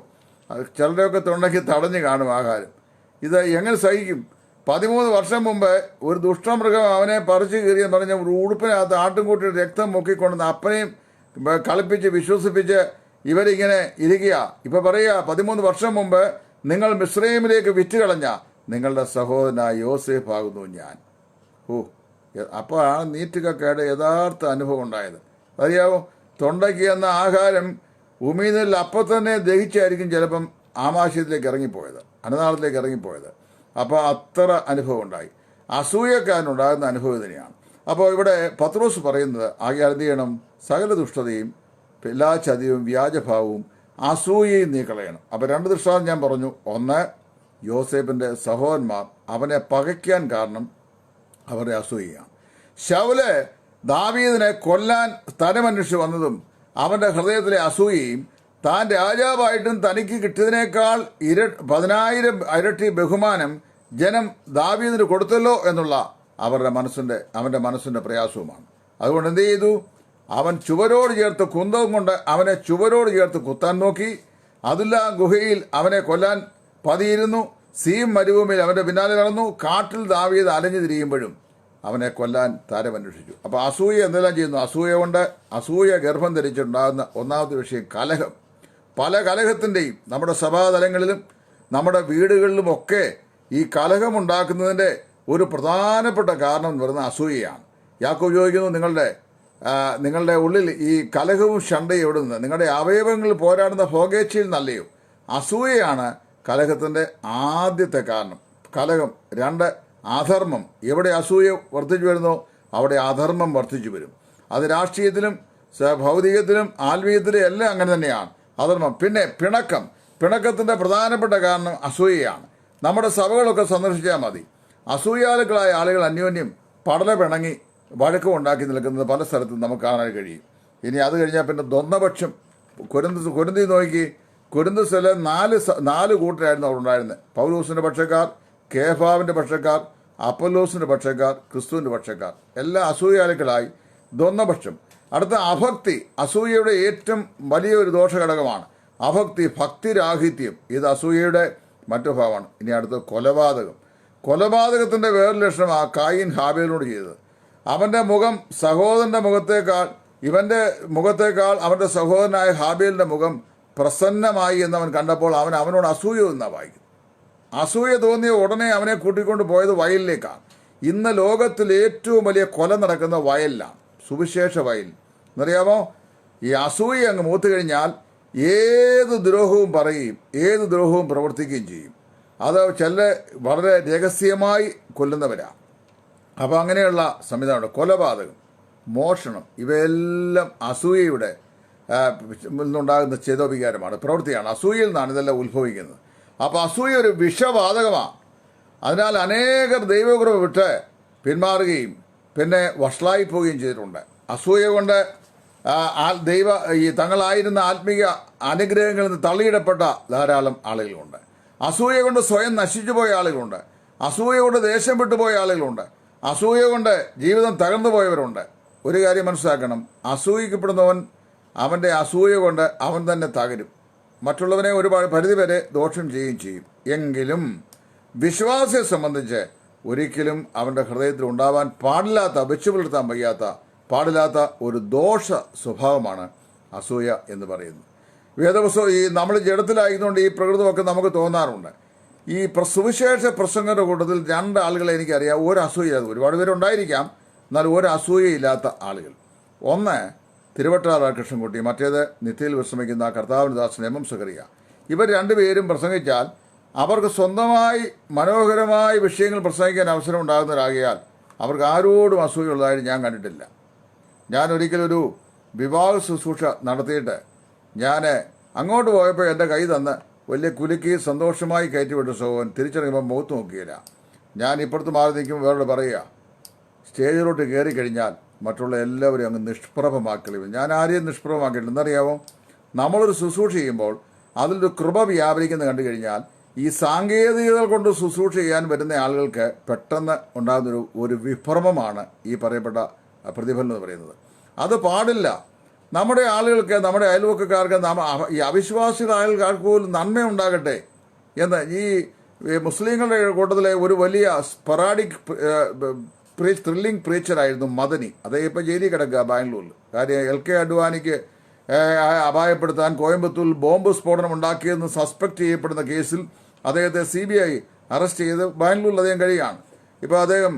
പക്ഷേ അദ്ദേഹത്തിൻ്റെ പ്രസംഗം, ഞാൻ യാത്ര ചെയ്ത് പോകുമ്പോൾ ഈ മദനി പ്രസംഗിക്കുന്ന 1-2 വേദികൾ ഞാൻ വണ്ടി മാറ്റി സൈഡിലിട്ട് ആ പ്രസംഗം തീരുന്നതിനോടുന്നു. നയാഗ്ര വെള്ളച്ചാട്ടം അമേരിക്ക പോയപ്പോൾ ഞാൻ പോയി കണ്ടു. 2ാം ക്ലാസ്സിൽ പഠിക്കുമ്പോൾ നയാഗ്ര വെള്ളച്ചാട്ടത്തെക്കുറിച്ച് ഈ പാഠപുസ്തകത്തിന് അതൊരു പടമൊക്കെ ഞാൻ കണ്ടിട്ടുണ്ട്. എന്നാൽ അത് 1997 ഞാൻ കണ്ടു. അപ്പോൾ അത് കണ്ടപ്പോൾ എനിക്ക് വിശ്വസിക്കാൻ കഴിഞ്ഞില്ല. വലിയ ഒരു പ്രകൃതിയുടെ പ്രതിഭാസമായത്. ജോൺസനാണ് എന്നെ കൊണ്ട് നയാഗ്ര കാണിക്കാൻ വേണ്ടി കൊണ്ടുപോയത്. അതിന് പ്രത്യേകം നന്ദി ജോൺസനോടുണ്ട്. അപ്പോൾ ഞാൻ പറഞ്ഞത്, ഞാനത് കണ്ടു. ഭയങ്കരമായിരിക്കുന്ന ഒരു പ്രകൃതിയുടെ പ്രതിഭാസം, നയാഗ്ര വെള്ളച്ചാട്ടം. അപ്പോൾ ഈ നയാഗ്ര വെള്ളച്ചാട്ടം പോലെ അസൂയ ചാടുന്ന ആളുകളുണ്ട്. വലിയ ചാട്ടമാണ്, സഹിക്കാൻ വയ്യാത്ത ചാട്ടം. അപ്പോൾ നമ്മൾ എപ്പോഴും ശ്രദ്ധിക്കേണ്ട വിഷയം എന്നറിയാമോ? മറ്റുള്ളവർക്കൊരു നന്മയുണ്ടാകുമ്പോൾ അതിൽ സന്തോഷിക്കാനായിരുന്നു. മാത്രമല്ല, സഹോദര, ദൈവം നിന്നെ അനുഗ്രഹിക്കട്ടെ എന്ന് ഹൃദയം കൊണ്ട് തന്നെ പറയാൻ കഴിയണം. അല്ല, അങ്ങോട്ട് ചെന്ന് കണ്ടപ്പം ദൈവം അനുഗ്രഹിക്കട്ടെ എന്ന് പറഞ്ഞ് ഇപ്പുറത്ത് മാറി എന്ന് കണ്ടോ, അവൻ ഉണ്ടാക്കി വെച്ചേക്കുന്ന കണ്ടോ എന്ന് പറയാൻ ഇടയാകരുത്. അതൊരിക്കലും ചെയ്യരുത്. അങ്ങനെ നമ്മൾ മറ്റൊരാളെ നമ്മുടെ ഹൃദയത്തിൽ എന്ത് നിറയുന്നോ അതാണ് നമുക്ക് ആദ്യം അനുഭവമാകുന്നത്. നമ്മളൊരാളെ ശപിക്കുകയാണെങ്കിൽ ആദ്യം ശപിക്കപ്പെടുന്നത് നമ്മളാണ്. നമ്മൾ അനുഗ്രഹിക്കുകയാണെങ്കിൽ ആദ്യം അനുഗ്രഹിക്കപ്പെടുന്നത് നമ്മളാണ്. നമ്മൾ ഒരാളോട് നന്മ പറയുകയാണെങ്കിൽ ആ നന്മ ആദ്യം അനുഭവിക്കുക നമ്മളാണ്. ഒരാളുടെ കാര്യത്തിൽ നമ്മൾ സന്തോഷിക്കുകയാണെങ്കിൽ ആ സന്തോഷം ആദ്യം സംതൃപ്തി നൽകുന്നത് നമ്മുടെ ഹൃദയത്തിനാണ്. കർത്താവ് പറഞ്ഞു, ഹൃദയം നിറഞ്ഞ കവിയുന്നല്ലോ വായി പ്രസ്താവിക്കുന്നത്. നമ്മുടെ ജീവിതത്തിൽ നമ്മൾ നിറഞ്ഞ ശേഷമാണ് മറ്റൊരാളെ നിറയ്ക്കാൻ സാധിക്കുക. ഒരാളോട് നമ്മൾ അസൂയപ്പെടുന്നു ചിന്തിക്കുക, നമുക്ക് തന്നെ സർവനാശം. ഒരാളോട് നമ്മൾ പ്രയാസപ്പെടുന്നു പഴിക്കുന്നു ചിന്തിക്കുക, നമുക്ക് തന്നെ ദോഷം. ഒരാളോട് നമ്മൾ മോശമായ ആന്തരിക ഇടപെടുകയും ചിന്തിക്കുക, നമുക്ക് തന്നെ ദോഷം. അപ്പോൾ ദൈവവചനം പറയുന്നു, അസൂയ ഏറ്റവും കിരാതമായ ദോഷകമായ പ്രവൃത്തി. ആൽബർട്ട് ഐൻസ്റ്റീൻ ആണല്ലോ അറ്റോമിക് എനർജിയുടെ പിതാവായി അറിയപ്പെടുന്നത്. അദ്ദേഹമാണ് E=mc² എന്ന് പറയുന്ന ആറ്റോമിക് എനർജിയുടെ ആപ്തവാക്യം കണ്ടുപിടിച്ച ആൾ. അദ്ദേഹം കണ്ടുപിടിച്ച ആപ്തവാക്യത്തെ അടിസ്ഥാനപ്പെടുത്തിയാണ് ഇലക്ട്രോൺ ബോംബും ന്യൂട്രോൺ ബോംബും പിന്നെ എല്ലാ ബോംബും ഉണ്ടായിട്ടുള്ളത്. അപ്പോൾ ആ പ്രപഞ്ച തത്വത്തിൽ അദ്ദേഹം പറയുന്ന ഫിസിക്സിൽ പറഞ്ഞ ആ തത്വം ചുവടുപിടിച്ച് അനേക ശാസ്ത്രജ്ഞന്മാരെ ശാസ്ത്രത്തിന്റെ ശാഖയെ വികസിപ്പിച്ചിട്ടുണ്ട്. അദ്ദേഹം ഈ ആറ്റം ബോംബ് കണ്ടുപിടിച്ചു കഴിഞ്ഞപ്പോൾ അദ്ദേഹത്തോട് ഒരാൾ ചോദിച്ചു, മാനവരാശിയെ കൂട്ടമായി സംഹരിക്കുന്ന ഒരു സംഹാര ശക്തിയാണല്ലോ അങ്ങ് കണ്ടുപിടിച്ചിട്ടുള്ളത്, അത് വാസ്തവത്തിൽ ശാസ്ത്രത്തിന് അനുഗ്രഹമോ ശാപമോ എന്ന് ചോദിച്ചപ്പോൾ ഐൻസ്റ്റീൻ പറഞ്ഞ മറുപടി, അദ്ദേഹം ഒരു യഹൂദനാണ്, അദ്ദേഹം പറഞ്ഞ മറുപടി അറിയാവോ? ആറ്റം ബോംബ് ലോകത്തിൽ ഒരു മനുഷ്യനെയും നശിപ്പിക്കുകയില്ല, ഒരിക്കലും ഒരു മനുഷ്യനെ അത് കൊല്ലുകയില്ല. അത് അത്രമാത്രം അജയ്യ ശക്തിയുള്ളതാണെങ്കിലും ആർക്കും ഒരു ദോഷവും ചെയ്യില്ല. എന്നാൽ ആറ്റം ബോംബിനെ ആ ബോംബിനേക്കാൾ ഭയാനകമായിരിക്കുന്ന ഒരു മാരകശക്തി മനുഷ്യന്റെ ഹൃദയത്തിലുണ്ട്. അതിന്റെ പേരാണ് അസൂയ. അസൂയ എന്ന് പറയുന്ന ഹൃദയത്തിന്റെ മാരകശക്തി മനുഷ്യന്റെ കയ്യിലെ വിരൽ കൊണ്ട് ആറ്റം ബോംബ് പൊട്ടാൻ സഹായകമായിരിക്കുന്ന അതിന്റെ ബട്ടൺ പ്രസ് ചെയ്താൽ മാത്രമേ അത് പൊട്ടുകയുള്ളൂ. അപ്പോൾ മാത്രമേ അത് സംഹാരം വിതയ്ക്കുകയുള്ളൂ എന്നാണ് ആൽബർട്ട് ഐൻസ്റ്റീൻ പ്രസ്താവിച്ചത്. അപ്പോൾ അദ്ദേഹത്തിന്റെ ഭാവനയിൽ ആറ്റം ബോംബിനേക്കാൾ ഭയാനകമാണ് മനുഷ്യന്റെ ഹൃദയത്തിലെ അസൂയ എന്ന് പറയുന്നത്. അസൂയ എന്നിട്ട് അദ്ദേഹം പറഞ്ഞു, ലോകാരംഭം മുതൽ ആറ്റം ബോംബ് കൊന്നൊടുക്കിയിട്ടുള്ളതിനേക്കാൾ 10,000 മടങ്ങ് ആളുകളെ അസൂയ കൊന്നൊടുക്കിയിട്ടുണ്ട്. ശരിയാണ്, അസൂയ മറ്റൊരുത്തന്റെ ജീവിതത്തെ നശിപ്പിക്കുന്ന ഒരു ദോഷ സ്വഭാവമാണ്. അപ്പോൾ ഇന്ന് രാത്രി നമ്മൾ ചിന്തിച്ചത് അസൂയയുള്ള ഹൃദയത്തെക്കുറിച്ചാണ്. പ്രിയപ്പെട്ടവരെ, അങ്ങനെ ഹൃദയം നമുക്കാർക്കും ഉണ്ടാകരുത്. നമുക്ക് ജീവിതത്തിൽ നയാ പൈസയുടെ ഉപകാരം ചെയ്തില്ലാത്ത ആളുകളാണെങ്കിലും അവർ നന്മയുണ്ടായി ജീവിക്കുന്ന കണ്ടാൽ അതിൽ സന്തോഷിക്കാനും അതേ സ്നേഹിത മേൽക്കുമേൽ താങ്കൾ അഭിവൃദ്ധിപ്പെട്ട് വരട്ടെ എന്ന് ആശ്ലേഷിക്കുവാനും നമുക്ക് കഴിയുന്ന ഹൃദയത്തിന്റെ വിശാലത നമുക്കുണ്ടാകണം. അതുപോലെ നമ്മുടെ സഹോദരന്മാർക്കാണെങ്കിൽ അവർക്ക് നന്മയുണ്ടാകുന്നെങ്കിൽ അവർ മേൽക്കുമേൽ നന്മയിൽ വർദ്ധിച്ചു വരുവാൻ നമ്മൾ പ്രാർത്ഥിക്കുകയും അതിൽ സന്തോഷിക്കുകയും ചെയ്യണം. കാരണം അറിയാവോ, അവരുടെ നന്മ ഏതെങ്കിലും നിലയിൽ നമുക്കും ഒരു ഭാഗം ആയിത്തീരും, അല്ലെങ്കിൽ ഒരു അനുഗ്രഹമായി ഏതെങ്കിലും ഒരു കാലത്ത് തീരും, ഏതെങ്കിലും നിലയിൽ അത് തീരും. അതുകൊണ്ട് എപ്പോഴും നമുക്ക് മറ്റുള്ളവരുടെ അസൂയയില്ലാത്ത ഒരു ഹൃദയവും മറ്റുള്ളവരുടെ ആത്മീയമോ ഭൗമികമോ മറ്റ് ജീവിതത്തിന്റെ ഏത് തലങ്ങളിലോ ഉള്ള നന്മയിലും സന്തോഷിക്കാൻ കഴിയുന്ന ഹൃദയഭാവവും നമുക്ക് ഉണ്ടാകുമ്പോൾ നാമും അനുഗ്രഹിക്കപ്പെടും, മറ്റുള്ളവരും അനുഗ്രഹിക്കപ്പെടും. ഇവിടെ ഇന്ന് രാത്രി ഞാൻ പറഞ്ഞത് അസൂയയുള്ള ഹൃദയത്തിന്റെ ദോഷത്തെ സംബന്ധിച്ചാണ്. ശൗല് അസൂയപ്പെട്ട് കണ്ണുകടി, അന്ന് മുതൽ ശൗലിന് ദാവീദിനോട് കണ്ണുകടി തുടങ്ങി. ആ ഗിൽബോവ പർവ്വതത്തിൽ സ്വന്തം വാൾമേൽ വീണ് നിഹതനായി തീരുന്ന നിമിഷം വരെയും ദാവീദിനെ ഇവിടെ ഭയാനകമായ അസൂയ വെച്ച് പുലർത്തിയ ഈ ശൗല് 1000 കൊന്നു ദാവീദോ 10,000 ഇസ്രായേലിലെ സ്ത്രീകൾ ഗാനപ്രതികാരം പാടിയതിന്റെ പിറ്റേ ദിവസം തന്നെ സൈനിക മേധാവി സ്ഥാനത്ത് നിന്ന് ഈ ശൗല് നീക്കിക്കളഞ്ഞു, ദാവീദിനെ നീക്കിക്കളഞ്ഞു. അതും നന്മയ്ക്കായി ദൈവം വർദ്ധിച്ചു. കാര്യം അല്ലെങ്കിൽ ഗിൽബോവ പർവ്വതങ്ങളിൽ ശൗലിനൂടെ ദാവീദ് പട്ടുപോയതിനെയും കാര്യം പടയെ നയിക്കേണ്ടത് സൈനിക മേധാവിയായിരുന്നിനി. അതും ദൈവം നന്മയ്ക്കായി ചെയ്തു. അതുപോലെ കായീൻ എന്ന സഹോദരനോട് അസൂയ പൂണ്ട് അവനെ കൂട്ടിക്കൊണ്ട് വയലിൽ ചെന്ന് അവിടെ വെച്ച് അവനെ കൊല ചെയ്തു എന്ന് വായിക്കുന്നു. അതുപോലെ തന്നെ നമ്മൾ വായിച്ചത് യോസേപ്പിന്റെ സഹോദരന്മാർ, യോസേപ്പിനോട് അസൂയ കൊണ്ട് അവനെ എന്ത് ചെയ്തു? പൊട്ടക്കണ്ണിലിട്ട് മിദ്യാനർക്ക് വീട്ടുകളഞ്ഞു. അവന്റെ ജീവിതത്തെ അനാഥത്വത്തിലാക്കുവാൻ 13 വർഷം ഒരു യുവ സഹോദരന്റെ മാനസികവും ബൗദ്ധികവും ശാരീരികവുമായ വളരേണ്ട ആ കാലഘട്ടത്തിൽ അവന്റെ ജീവിതത്തെ നരകതുല്യമാക്കി അവനെ കഠിനമായ നിലയിൽ ദ്രോഹിക്കുവാൻ കാരണമായി തീർന്നത് അവന്റെ സഹോദരന്മാരുടെ അസൂയയാണ്. പ്രിയപ്പെട്ടവരെ, ഞാനിവിടെ ഇത് നിർത്തുന്നതിന് മുമ്പ് ചോദിക്കട്ടെ, ഏതെങ്കിലും ഒരു സഹോദരന്റെ, ഏതെങ്കിലും ഒരു സഹോദരിയുടെ, നമ്മുടെ ഒരു അയൽവക്കക്കാരന്റെ ആത്മീയമോ ഭൗതികവുമായിട്ടുള്ള നന്മയ്ക്കും അഭിവൃദ്ധിക്കും നമ്മുടെ ഹൃദയത്തിന്റെ അസൂയ തടസ്സമായി വന്നിട്ടുണ്ടെങ്കിൽ ഇനി അതൊരിക്കലും വരാൻ ഇടയാകരുത് എന്ന് ദൈവത്തോട് പ്രാർത്ഥിക്കണം. നമ്മുടെ പ്രിയപ്പെട്ടവർ നമ്മളെക്കാൾ മെച്ചമായി ജീവിക്കട്ടെ. ഞാൻ ഈ അടുത്ത കാലത്ത് ഞങ്ങളുടെ ഒരു സുവിശേഷകൻ്റെ വീട് കയറി താമസത്തിനെ വിളിച്ചു. ഞാൻ ചെന്നപ്പോൾ എൻ്റെ വീടിൻ്റെ 2.5 ഇരട്ടി വലിപ്പമുള്ള ഒരു മനോഹരമായ വീട്. അതേ ഒരു മോഡേൺ ആർക്കിടെക്ചറാണ്. വളരെ നന്നായി ചെയ്തിരിക്കുന്നു. എല്ലാ ജനലുകളും കഥകളും എല്ലാം ഒന്നാന്തരം ഫോറസ്റ്റിൽ നിന്ന് വാങ്ങിച്ച നല്ല നമ്പർ 1 ടീക്ക് വുഡ് കൊണ്ട് ഉണ്ടാക്കിയിരിക്കുന്നതാണ്. പാനൽ ചെയ്തിരിക്കുന്നു. തറയെല്ലാം ഏറ്റവും ലേറ്റസ്റ്റ് ആയിട്ടുള്ള ടൈൽസ്. എനിക്ക് വളരെ സന്തോഷം തോന്നി. അപ്പം ഞാൻ വചനസൂക്ഷ എന്നെ വിളിച്ചപ്പോൾ ഞാൻ പറഞ്ഞു, എൻ്റെ പ്രിയപ്പെട്ട സഹോദരന് ഞാൻ വെച്ചതിനേക്കാൾ വളരെ വളരെ മനോഹരമായ ഒരു നല്ല വീട് എന്നേക്കാൾ ശ്രേഷ്ഠമായ നിലയിൽ വെച്ച് അതിൽ താമസിക്കുവാൻ ഇടയാകുന്നതിൽ ഞാൻ അത്യന്തം സന്തോഷിക്കുന്നു. നമ്മുടെ സുവിശേഷന്മാരൊക്കെ നല്ല വീടുകൾ വയ്ക്കുവാൻ ദൈവം ഇടയാക്കട്ടെ. സുവിശേഷന്മാർ തന്നെയല്ല, വിശ്വാസികളും എല്ലാവരും നല്ല വീടുകൾ വെച്ച് വൃത്തിയായി ജീവിക്കാൻ ഇടയാകട്ടെ എന്ന് ഞാൻ പ്രാർത്ഥിച്ചു. നേരെ മറിച്ച് അസൂയ ഉണ്ടാകുകയാണെങ്കിൽ ഇത് കണ്ട സമയത്ത് തന്നെ വചനം പോലും വരികയില്ല പ്രസംഗിക്കാൻ. കരുതിയാവോ? കാര്യം അവൻ ആ വീട് എന്നേക്കാൾ നല്ലതായി വെച്ച് എനിക്ക് സഹിക്കാൻ പറ്റുകയില്ല. അതുകൊണ്ട് നമ്മളെക്കാൾ മെച്ചമായി വേറൊരാൾ നല്ലതൊന്ന് വാങ്ങിയാൽ അതിൽ സന്തോഷിക്കാൻ നമുക്ക് സാധിക്കണം. അതിനെയാണ് നിർമ്മല ഹൃദയം എന്ന് പറയുന്നത്, അസൂയയില്ലാത്ത ഹൃദയം.